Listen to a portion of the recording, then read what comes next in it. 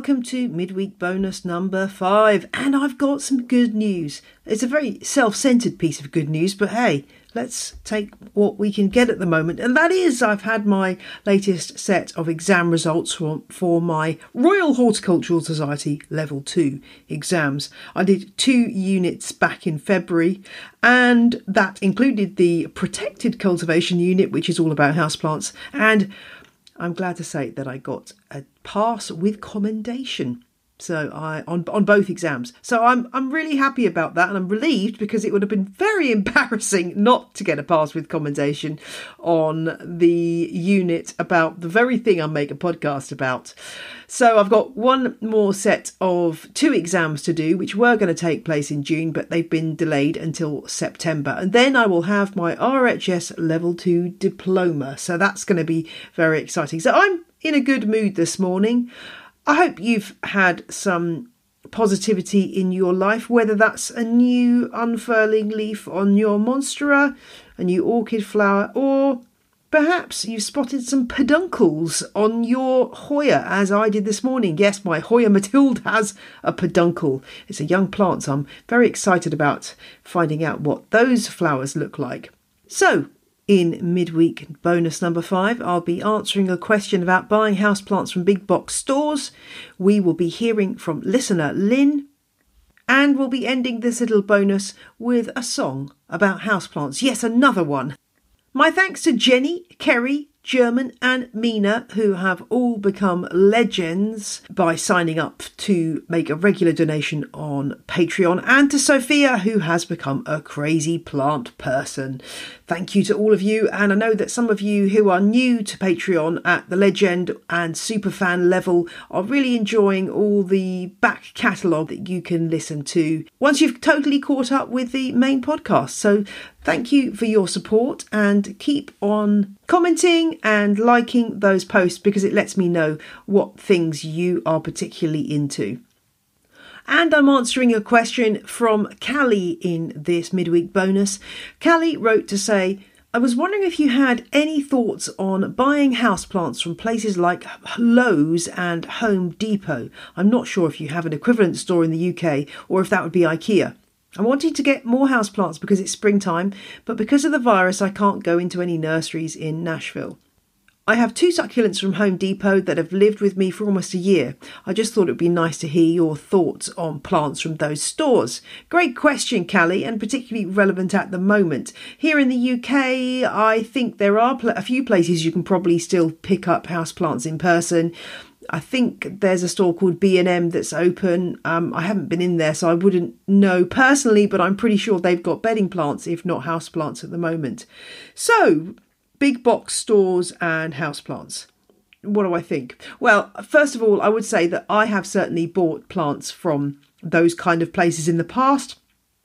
I have been lured in by seeing something that I really wanted and have bought them because they were there and because I wanted them. So I'm not going to condemn anybody that goes down that route, certainly. The issues that you need to be aware of are the fact that generally in those stores, the plants are not being cared for as they would be in a boutique houseplant shop or a garden centre or a nursery, because the staff, A, they're not given any time to devote to these plants, and B, they've got no expertise. So if you can go into those shops and buy something that's come straight off the delivery truck, then that's the best way to buy them, because they will be fresh and they won't have had a chance to be overwatered or underwatered or abused in any way. The other thing to say about those plants is that obviously you're giving money to a massive, probably multinational company rather than giving money to a local nursery that might have been in a family for generations, or an independent business person who set up a houseplant shop. And if possible, where I can, I prefer to give my money to local businesses or nurseries that have been established for a long time, rather than that money just flying out the door to a multinational. That's another reason to avoid those big box stores. The other consideration is that I have heard reports that some of those plants are being bought by people, particularly calatheas and marantas and those kind of plants, which are so popular and so admittedly so cheap in those stores, to find that you get it home and it's already got spider mite. So obviously it's a kind of a pile 'em high mentality. The plants aren't being monitored and the plants are packed together. ideal conditions for spider mite to spread. So while I'd say that you need to quarantine any plant that you get, I would be particularly careful with plants from big box stores, because the staff there just aren't going to be looking for problems and dealing with them. The plants are just going to die or be sold. So that's something else to be aware of. The other thing is that if you go into a boutique houseplant shop or a nursery, you will have the staff on hand to give you expert advice.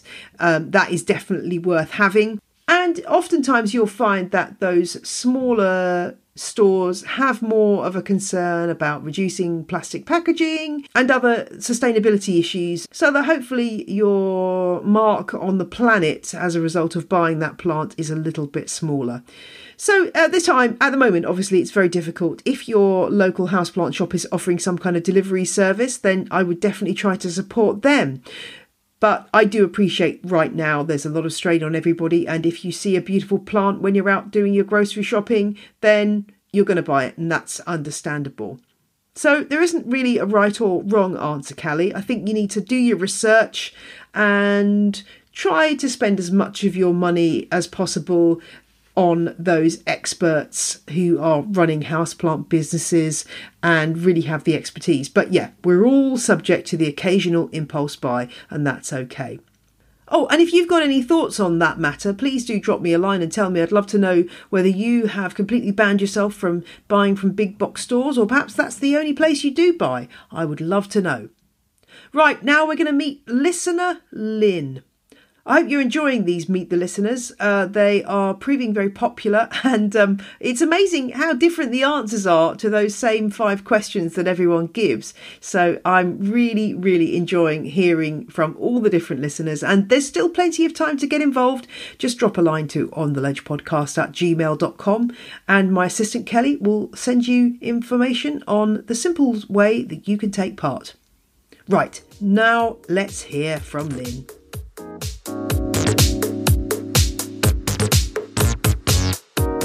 My name is Lynne Katafi, and I am speaking to you from the northeastern United States. I live in New Jersey, about 10 miles outside of New York City. And as you may or may not know, New Jersey is known as the Garden State because of all the produce that comes from us here. I actually come from a long line of gardeners and houseplant lovers. My grandfather had an amazing urban garden, and we grew up eating lots of fresh vegetables, including, of course, Jersey tomatoes.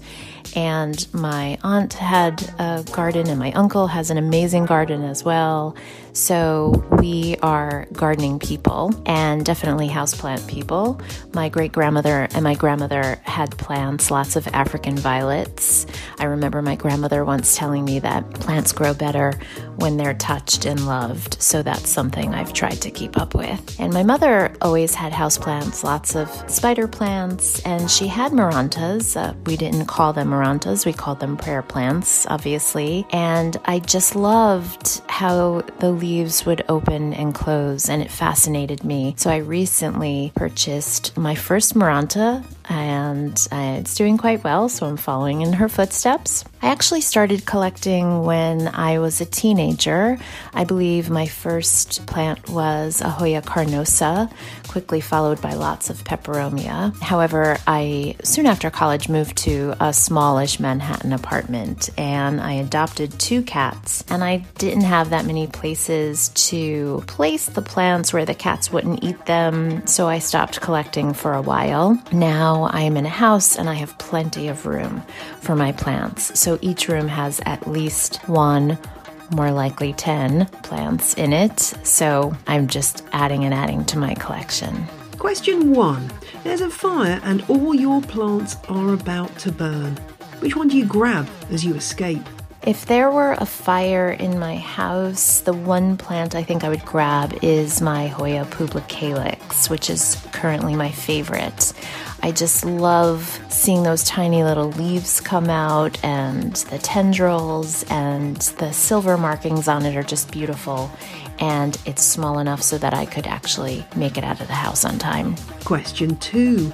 What is your favourite episode of On the Ledge? My favorite episode of On the Ledge would be the peperomia episodes, part 1 and 2, with Sally Williams. I found them so lovely and informative and peaceful and calming, and I love peperomia. So I learned a lot. I was particularly interested in hearing about her technique for propagating peperomia, and so that was a really great episode. Question 3. Which Latin name do you say to impress people? Well, I don't know if this impresses people, but I just love the sound of Peperomia obtusifolia. I think it has a nice ring to it, so I'm going to start using that to impress people. Question 4. Crassulation, acid metabolism, or guttation? Guatation for sure. I've seen this on some of my plants, and at first I thought I had a leaky ceiling, but then once I figured out that the ceiling was just fine and this was something that plants naturally did, I thought it was pretty awesome. So guatation is my thing. Question 5. Would you rather spend £200 on a variegated monstera or £200 on 20 interesting cacti? So I know this may be heresy for some people. I'm not a huge cacti fan, and even if I were, I don't know that I would have room for 20 cacti in my house, so I would go with the monstera. I have a monstera deliciosa, and I so enjoy seeing the leaves come in. They're just beautiful. And I saw a variegated monstera, a huge one, at my favorite nursery, and it was just absolutely stunning, but it was $2,000. So spending £200 on a variegated monstera, I think that's a bargain. That would be my choice.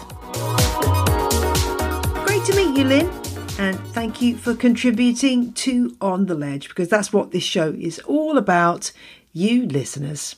Just a reminder that if you want to see some, well, pretty much daily, not quite daily, but almost daily short videos from me, then follow me on Instagram at j.l.perrone. And as often as I can, I'm putting up Perrone's Plants, which is a little hashtag series of short videos about the plants I own with some care tips and me being a little bit silly. So if you're on Instagram, go and check that out. Perrone's Plants is the hashtag, and you can see in person some of the plants that I talk about on the show. I was contacted by Mark Truesdell, who is a songwriter and multi-instrumentalist whose song I Love My Plants was first recorded in the mid-90s. And has apparently been a consistent favourite at his live shows over the last couple of decades. And Mark sent me this track, and I thought that you might like to hear it too. So here it is in full to end this midweek bonus, I Love My Plants. Find out more about Mark's music at spiralsmusic.com, and I'll include that link in the show notes. I'll see you again on Friday when we will be joined by Maria Fiella of Bloom and Grow Radio for a little chat between houseplant podcasters. Can't wait. Bye. I love my plants, they are green and full, like a fat old friend that I had for years. And I speak to them, they whisper back the wisdom of the ages, grow little shoots and shot glasses, then I dig them in the dirt. I love my plants, yeah, I love my plants. When I meet someone at a party and I don't know much about them, and I find out they love vegetation, well, I would trust them to be my friend. I grow little shoots and shot glasses, then I dig them in the dirt. I love my plants, yeah, I love my plants, yeah, I love my plants, yeah, I love my plants. Once a plant when it died on me, so I took it out and buried it. And in the spring, in that same spot where my friend was resurrected, some are descended from spider plants that my grandfather grew. And I wish that they could meet the lovely man that I once knew. glasses. Then I dig them in the dirt. In the dirt, I love my plants. Yeah, I love my plants. Yeah, I love my plants. Yeah, I love my plants. Yeah, I love my plants. Yeah, I love my plants. Yeah, I love my plants. Yeah, I love my plants. The music you heard in this episode was Roll Jordan Roll by the Joy Drops, which is licensed under Creative Commons, and I Love My Plants by Mark Truesdell. For details on both tracks, visit the show notes at janeperrone.com.